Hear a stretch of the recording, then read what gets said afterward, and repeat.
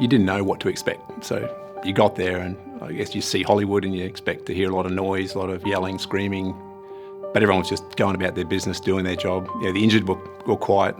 The doctors were just doing what they had to do, the nurses doing what they had to do, and the quiet was quite surreal, to be quite honest with you.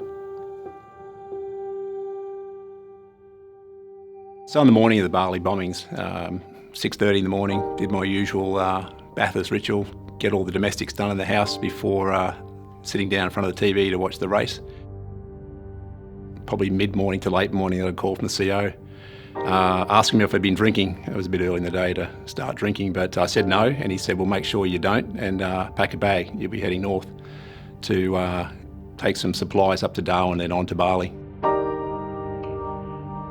We prepped the aeroplane, they loaded up the medical supplies, they took doctors, nurses, and everyone who was going to assist up there, up to Darwin. We grabbed more people, more equipment in Darwin, then launched into the flight to land in Bali the early hours of the morning. For me, being non-medical, a bit surprising because we thought we'd just land, we'd have all these people ready to go to put onto the stretchers and take them home, and a lot of the time on the ground was spent waiting for people to be stabilised enough to air transport them home.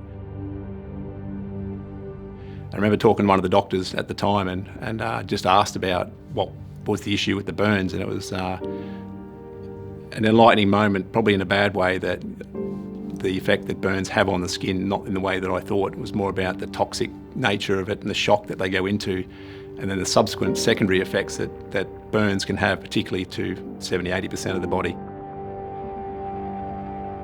Like I said, we'd land, stretchers would be ready, we'd put them on, we'd go. But we were there for quite a few hours waiting for people to be stable enough to be air transported. So that was probably a reality check.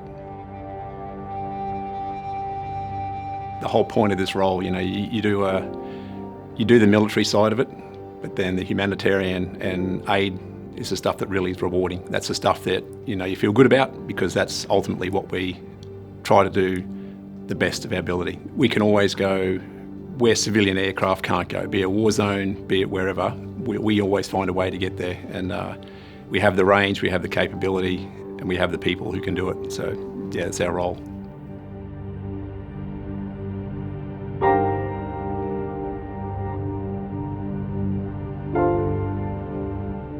Probably the most confronting of all the humanitarian stuff that I experienced personally would have been Aceh. Flying over Aceh and the devastation was very confronting. Like, this went back hundreds and hundreds of metres, and there was literally just destroyed homes and destroyed lives. And I think taking food supplies, whatever we could, into that area was probably the one that stood out the most. I mean, it affected the most amount of people.